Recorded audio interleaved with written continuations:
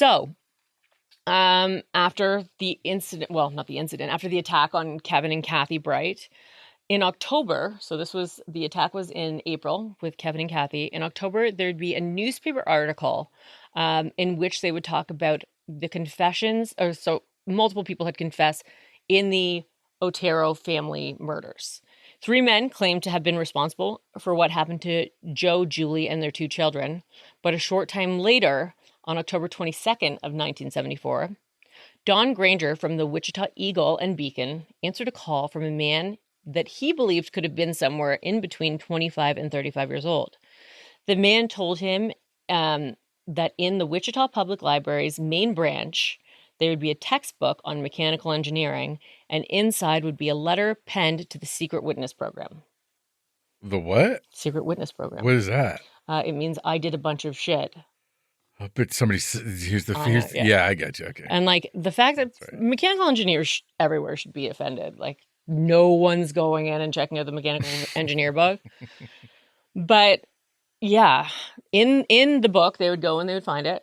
And in the book, the author would give details that only the killer could have known about the Otero family murders, saying, quote, okay, so throughout this, I'm going to quote a bunch of stuff that he wrote. No punctuation, everything misspelled, completely different words used. Aren't yeah, these guys supposed to be smart? It might have been that he was trying to mask himself. Okay. So That's pretty good, actually. I mean, I guess. I'd have to do mine properly. I'd be like, there's no way this was Matt McClain. You're pretty good. Oh, thank you. Just fishing. So he would write, I write this letter to you for the sake of the taxpayer as well as your time. Those 3 dude you have in custody are just talking to get publicity for the Otero murders. They know nothing at all. I did it by myself and no one's help. There have been no talk either. Let's put it straight. And he warned, I'm sorry this happened to society. They are the ones who suffer the most. It's hard to control myself. Okay. He would say that he had already chosen his next victim. He wished them luck hunting for him. And he would end it saying, P.S. Since sex criminals do not change their MO or by nature cannot do so, I will not change mine. The code words for me will be bind them, torture them, kill them. BTK. You see he at it again, they will be on the next victim. Like, first of all, douchey, pick your own nickname. You shouldn't be never, allowed. No. And then they should call him like the small wiener killer. Yeah. Like, why aren't we naming these the bedwetting murderer? Yeah. They should be made Almond fun dick of. Bitch. Yeah. Okay. Don't look at me right in the eyes when you say that. Jesus. I really internalize that. What's it going to do if you internalize it? You almond dick bitch. Like, I forgot we were recording for a second. So, of course, this is horrifying. Yes. And, this is clearly the work of a deranged killer. But knowing now what we know, like the hindsight, sure. In 2025, looking back at this, like, what a fucking loser. I know. Like, I can't take anything away from the people in that time that were scared of it because I was scared of it last night doing my research here. But, like, what a fucking loser. Really. Just a loudmouth, like, evil baby that wants attention. Right. Like Stewie from Family Guy. Yeah, and just, can't control, like a child, can't control his impulses. Literally. So, like I said, the letters are riddled with spelling mistakes, and they're almost hard to read, whether that's intentional or not. All he wants is for people to just fucking pay attention to him. He's like, me. Yeah, why didn't you do like a manifesto? That's always a good move for those wackos. I think he's like all about like instant gratification. He's like, I don't have the time to write a lot of stuff. So, but then like he called and he was like, check out the mechanical engineering book. But then nothing for the rest of 74, 75, 76. And in 1976, a new police chief was appointed to the Wichita Police Department. This was Chief Richard Lemonnion. Oh. Lemonnion. Dick Onion. It has stick onion. That's right. So he was young in the eyes of his colleagues. He was only 36 years old, but he had already been with the department for 13 years when he was promoted. And he wanted to get all eyes on these 1974 killings. He's like, what the fuck are we doing here? Like, what's up with all those people that got killed? Like, Sorry, what year are we in with this new guy? now we're in 76. Or sorry, he got promoted in 76. Okay. So, but it's kind of gone cold. Like BTK just stopped. Like he did those two and like, tried to do Kevin as well. And then he made the fucking weird call in the letter in the library. Right. And then, just stopped for a few years, which is strange. Bizarre. So, Lemonio. That's not how it's said. The new Lemonnion. He was trying to shake things up, and he would even try to replace some of the veteran officers with younger officers, like get new eyes, get new perspectives. All right, Lou, you're off the case. What the fuck, Sarge? It's like the 70s, so Lou was the new guy. Right. The old name is the young guy. Yeah, it's like Norm. Hey, is the Lewis, new guy. is it? You call me Lou. So it couldn't have come too soon because, he gets promoted in 1976, and then March 17th, St. Patty's Day of 1977, another horrific murder was about to happen. This one really hits me too.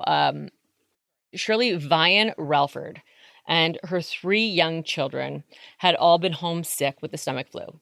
She had asked her middle son, who was only 5 years old at the time, to go to the store Dillon's to get a can of soup for lunch.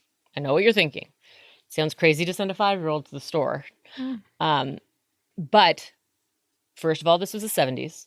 And then second of all, I had to look into it because I was like, I looked up her address and then I was like, is there Dillon's nearby? And it's like, no, but there is a Quick Trip, which is like a convenience store. Okay. And then I was like, did the Quick Trip on this street was it ever a Dillon's? And they're like, yes, actually in 2007, it was changed over and they were deciding if they were going to demo the property. And then, this was the original one. And it was only a 3-minute walk away from her house. And she had called the store first and let them know that he was coming. And at first when he came home, he'd gotten the wrong soup. So she sent the little boy back to the store. It's like, at this point, just eat the soup that he got. But on his way back home, the second time, a man stopped him and pulled out a picture and asked him if he knew the people. The little boy said, no, sir. I'm just a little kid. The man asked if he was sure and told him to look at it again. And when the 5-year-old said that he was sure, the man appeared to, he was like, okay, have a good day. And then he would approach a neighbor's house. And then a short time later, there was a knock at the door at Shirley's house. It was the same man that had met the little boy on the street there. So the little boy opened the door, and then Shirley, so Stephen had laid down with his mom. Stephen was the 5-year-old. He had laid down in bed with his mom when he got home from the store. And when he heard the front door, him and his brother Bud were like, that's what they like to do, is just race each other to see who could answer the door first. And so that's what they did. Stephen won, and he opened the door just a crack to reveal the same well-dressed man that had showed him the picture. At that time, Shirley was putting on her housecoat and emerging from her bedroom. The man was able to push the door open past the kids and showed them all that he had a gun as he lowered the blinds, turned off the TV, and just as this was happening, the phone rang. Stephen asked his mother if he should answer it, and the man said, no, leave it alone. But Stephen looked at his mom for confirmation. She reaffirmed to leave it alone and told the children, Stephen and his 2 siblings, his brother Bud and his sister Stephanie, who was only 4, to just do as the man had instructed. He told her to put the children in the bathroom with blankets and toys, and the bathroom that he put the kids in had 2 doors. So one went out to the rest of the house, and then the other one went into the master bedroom. Oh, okay, like an ensuite, yeah. Yeah, ish. It's like a shared ensuite. And so what the man did was he tied the doorknob to the sink so that one couldn't push out. Right. And then the one that pushed out, he pushed the mom's bed against that door. Right. So they ain't going nowhere. So he was locking the kids inside effectively, but the kids were able to get the door open a crack and could see what he was doing to their mother. They were screaming and banging loudly at the door. He would bind Shirley's legs, feet, and arms, breaking every finger on one of her hands, and place a plastic bag over her head, tying a rope. Beating and torturing? That's what he was into. Like, literally. And but what are the screams? Like, so that's his thing. Like, is like when it starts, because it's like the middle of the day. This was a lunchtime soup mission. Yeah. So yeah, when he does get like the dog that he placed outside with the Oteros, and then with the brother, like these are all kind of in the third episode, I'll get into his perspective. So, when he's approaching these homes, like what he's like, looking like, for what he's thinking. Yes, exactly. Oh my God. So yeah, so after the murder of their mother, Stephen's brother Bud was able to break out the bottom pane of one of the windows. With Stephen following, they would come around to their front door and get inside to find their mother in the condition that she was in, which prompted the two boys to run to a neighbor's home. He left them. He didn't kill the kids? No. He just killed the mom and left. Yeah. That's an odd thing to switch up. Very much so. I will get into his whole mindset. Yeah, okay. Which is it's just great fucking scrambled eggs. Yeah, no shit. But so they would run to a neighbor's home. The wife would run with them to find little Stephanie sobbing in the living room and would move past her to see what had been done to Shirley. She would have her husband call the police, and it was quickly determined this was a homicide. I think that's... Jeez.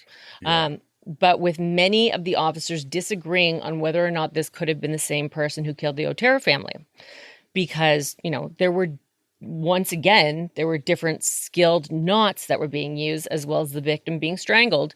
But the children were put in the bathroom instead of being killed. Yeah. With toys and blankets, seemingly as a way to comfort them. So it's like, that's like a de-escalation, and that's not usually the way it goes. Right. Unless you're trying to... Red herring, is that what it's called?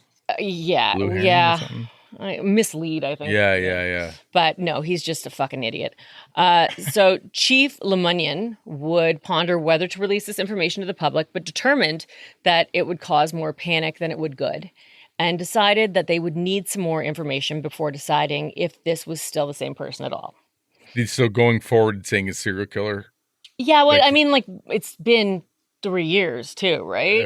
Right. And it is kind of a different MO. So for them to just jump right to serial killers, they're going to invoke chaos. Yeah, it just could be two home invaders. Exactly. Horrific home invaders. Yeah. But sadly, after witnessing what he had, Stephen would never and could never be the same ever again. No shit. When he was a young teenager, he would be diagnosed with multiple personality disorder. It would eventually lead him down a path of drugs. In the documentary that I watched, BTK, Killer Among Us, Stephen said that he knows he wouldn't be who he is today if his mama was still alive. There was one part that I watched too, nearly killed me, because he was saying that he's experienced suicidal ideations a lot, and he's even attempted it a couple times. And he goes, "I just wanted to go and be with my mom." He's like, "She was such a good lady," and the fact that the kids just had to experience their sick mom at that. Not that it, makes that much of a difference, but I know, it's so sad. So was that just opportunity? He just was driving by, or I guess we'll get into it. He's very strategic with his victims, right? This one ventured off of his regular path. So thankfully, this monster did not kill the children this time, but police did notice many similarities to the Otero killings throughout this one. And, a lot of the officers were fighting. They were like, "No, it is. No, it's not." But from doorstep to doorstep, from the Otero family and Shirley Vian, they only lived about a 7-minute driving distance apart from each other. Wickedly close. Yeah. So they decided that they would need to get more proof before deciding to go public with the information. We'll do another break-in video,